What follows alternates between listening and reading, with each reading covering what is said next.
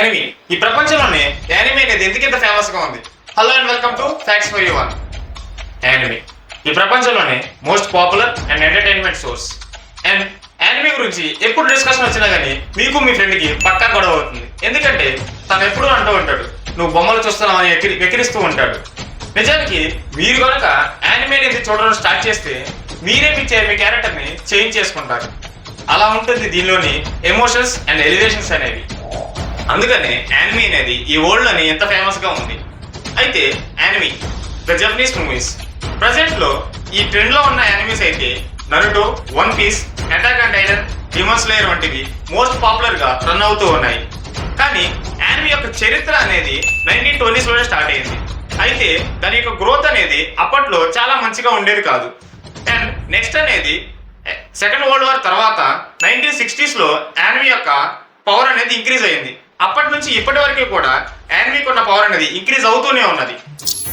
Next information అనేది తెలుసుకునే ముందు మీరు కనుక వీడియోని ఫుల్ స్క్రీన్ లో చూస్తున్నట్టయితే కొంచెం టిల్ చేసి వీడియోకి ఒక లైక్ చేసి మన ఛానల్ని సబ్స్క్రైబ్ చేసుకోండి. అండ్ దానితో పాటే పక్కనే ఉన్న బెల్ ఐకాన్ కూడా ఆన్ చేసి పెట్టుకోండి. దాని ద్వారా మనం వీడియో పెట్టిన వెంటనే మీకు నోటిఫికేషన్ రూపంలో వస్తుంది. ఇప్పుడు అందరిలో ఉండే కామన్ క్వశ్చన్ ఏంటి, అసలు యానిమీకి కార్టూన్కి డిఫరెన్స్ ఏంటి? ముందుగా కార్టూన్ గురించి మాట్లాడుకుందాం. కార్టూన్ అనేది పిల్లల కోసం తయారు చేసి ఉంటారు. అయితే ఈ కార్టూన్ లో ఎక్కువ మొత్తం ఎంటర్టైన్మెంట్ అనేది ఉండేలా చూసుకుంటారు. అయితే ఈ కార్టూన్ లో సెక్సువల్ కంటెంట్ అనేది చాలా తక్కువగా ఉంటుంది. అలాగే ఎక్కువ చంపుకోవడం లాంటివి కూడా అస్సలు చూపించరు. అందుకని మేడ్ ఫర్ కిడ్స్ కోసం ఈ కార్టూన్స్ ని రెడీ చేస్తూ ఉంటారు. అదే యానిమీ అయితే మీ రియల్ లైఫ్ లో జరిగే ప్రతి ఒక్క మూమెంట్ అనేది యానిమీతో లింక్ అయి ఉంటుంది.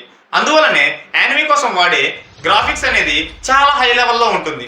అయితే యానిమీలో ఉండే ఎమోషన్స్ అనేవి మీ యొక్క క్యారెక్టర్ని కూడా చేంజ్ చేసుకునే విధంగా ఉంటాయి.